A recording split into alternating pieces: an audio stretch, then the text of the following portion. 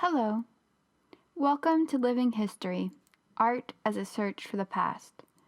I'm Phoebe Pugh, a tour guide at the Mount Holyoke College Art Museum, class of 2022. Today we'll be taking a virtual tour of the museum and looking closely at objects relating to memory.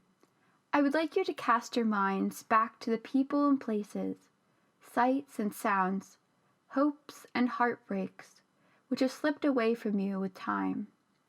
Isn't it spectacular that when we begin to sink into our thoughts, we can almost see or even experience what we remember?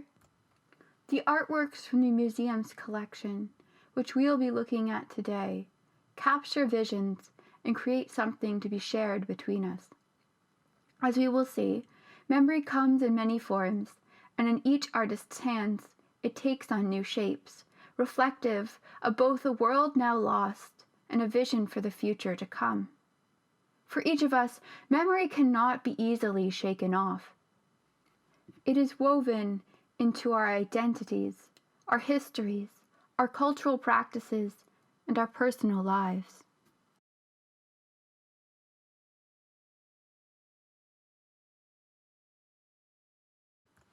At the top of Mount Koya, one of the holiest sites in Japanese Shingon Buddhism, the artist Petacoin stopped to take this picture. Despite the obscured clarity in the final print, entitled Mount Koya-Zahn, you can make out a group of figures moving in synchrony. These men, so artfully captured, are monks who live and practice their religion within the temple grounds. In an interview, Koya explained the power of her time on Mount Koya, saying, quote, "About half a mile in, all of a sudden you see a light, and I was so relieved to see the light. When you get to the temple and you enter the threshold of the door, you're amazed because all of a sudden the light is so bright and brilliant. It comes from 40,000 lanterns festooning the door of the Temple of Light, hung to honor the monks who have died." The meaning this site holds for both Koya and those making yearly pilgrimages up to it, the artist hoped to represent through her work. There's a power in the figures that transcends the artist's image. The connection it makes to those who live and pray upon this mountain ties it back over 1,000 years to Kobodashi, the sect's founder. What drew me to this image was the monks' movement. To me, it seemed as though the artist had captured not only a moment in time, but those before and after the image was taken. This print was made by the photogravure process, creating this ghostly obscured look. To make a print, a photograph is chemically etched on a copper plate, which is then covered in ink and printed onto paper. In Mount Koya-Zahn, Koya used her artistic talents to pay homage to a place of social and cultural importance.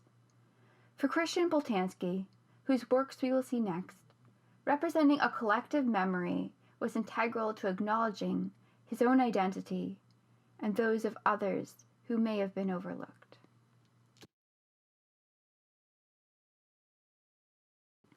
There's a haunting heaviness in this black and white print of children playfully smiling up at a camera. Excited movement and bonds of friendship between the subjects are apparent, but even at first sight, this otherwise happy image seems to hide a sense of turbulence somewhere within the sea of faces. What you see here is a photolithograph by the French artist Christian Boltanski, entitled Die Judas Shula, or The Jewish School, Berlin, 1939. Boltanski is known for his work reflecting on archives and remembering the past, often looking at the Holocaust and memory of traumatic events. In this work, Boltanski enlarged a historical photograph of young children waiting outside their school, their smiles briefly obscuring the reality that these children, with the rise of Hitler and the start of World War II, will soon lose the life they had as they posed and laughed with friends. This work, and his others reflecting on the Holocaust, touches upon a subject which is deeply personal to the artist. During the war, Boltanski's Jewish father escaped Nazi forces in Paris by hiding beneath the family's floorboards. These experiences have profoundly influenced Boltanski's work, the majority of which he creates using vernacular photographs and other found objects to represent how daily life can quickly be turned upon its head. In Die Judas Shula, the way the page is wrinkled and held down by brown packing tape reminds the viewers of how memories become obscured by time, and change may come with haste. There is no smooth or glossy clarity to the work. It is an image which has gone through times of hardship and could not remain the same. In this way, the photograph has been transformed into something we, even only as witnesses to the piece, can find a sort of intimacy with. Through the connection his works create with their audience, Boltanski keeps alive enduring memories of both everyday realities and devastating events. His subjects, like the children here, may now be nameless and lost to time and tragedy, but in Boltanski's pieces, they once again have been given a voice. This remembrance of a painful past from the perspective of young people drew me to this work.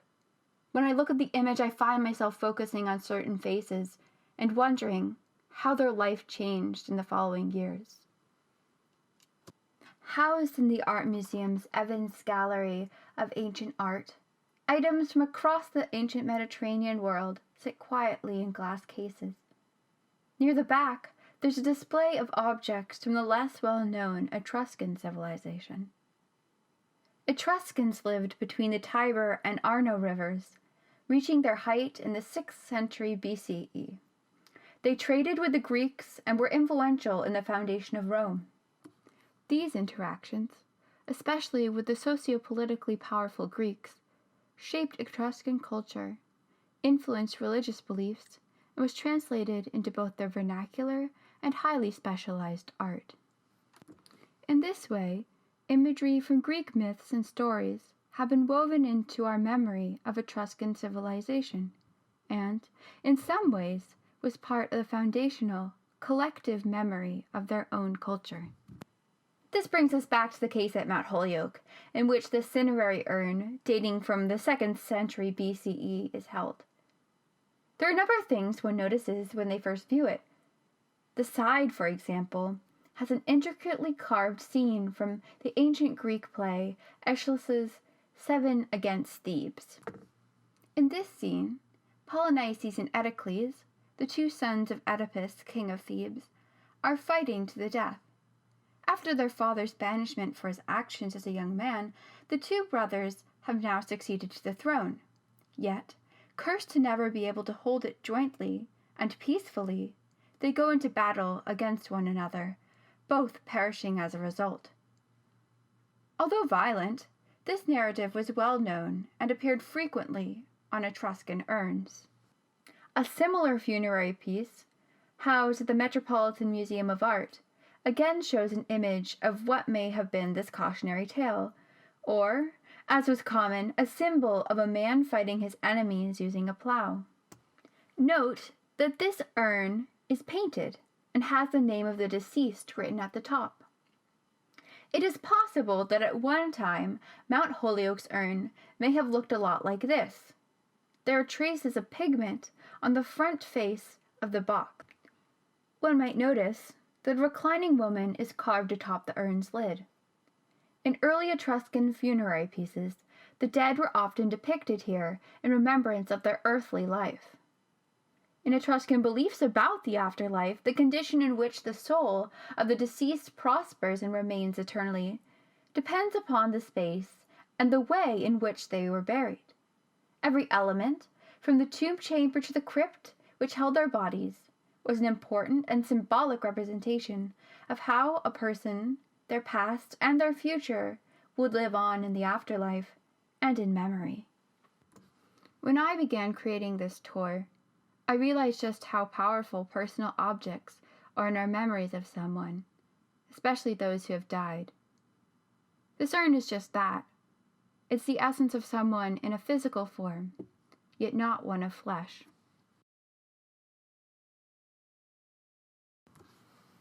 This is a painting by the Dutch artist Krijn Hendricks van Mariën, depicting the biblical figure Joseph interpreting the dreams of Pharaoh's servants, one a baker and one a butler, while the three of them are imprisoned. As their conversation progresses, Joseph reveals to the men that God told him in a dream that in 3 days' time the baker will be put to death and the butler will be released. When his interpretations come true, Joseph is released from prison and is appointed as a high official in Pharaoh's court. Painted for a predominantly Christian audience, the characters here would have been recognizable and acted as a reminder for viewers of their spiritual commitments. As in many of his other works, van Mariën's use of candlelight adds an important layer to the piece. In the otherwise dark space, the viewer cannot see where exactly the scene is set, and with this lack of context, they too may imagine themselves in the space. In the candle's warm glow, the viewer's eye is pulled directly to the men, huddled around the table, intently listening, and the audience gets a sense of needing to listen too. You may also notice that the clothing and silver candlestick are not ancient Egyptian, but rather more closely related to the period and place in which this was painted. The subjects themselves look as if they are of European descent as well. These anachronistic elements would have helped 17th century Dutch viewers put themselves in the place of the characters. The artist's many attempts to create personal connections for the viewing of this painting plays on collective cultural and religious memory. By creating works like this, artists remind others of how biblical stories live on, even thousands of years later. Thank you for joining me on my tour, Living Memory, Art as a Search for the Past. As we made our way through the museum, I hope you were able to reflect upon how memory informs not only who we are, but our common sense of humanity. True, time passes and memories will fade, but the marks they leave upon this world will live on. We must not believe that we are alone in our presents or our futures, and we must not hastily forget the past. We all hold pieces of what has been, and through our connections we can inform visions of the world to come.